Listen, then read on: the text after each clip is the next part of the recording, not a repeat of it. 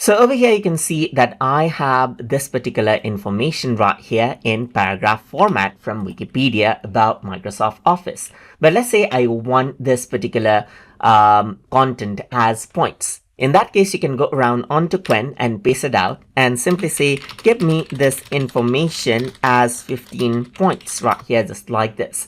And once you go ahead and do that, you can simply see that it now gives you the contents as points right here. Let's say you want to turn this out into a presentation slide. In that case, you can simply go ahead and say, now give me this information as a 12 PowerPoint presentation slide content right here, just like this. So if I were to go ahead and do that, then it'll actually give me out the points right here as slide 1, slide 2, slide 3, and so forth, as you can see right here, just like this. And that is how you can go ahead and get information in other formats as you like inside of Qwen. So hope you guys learned something as always.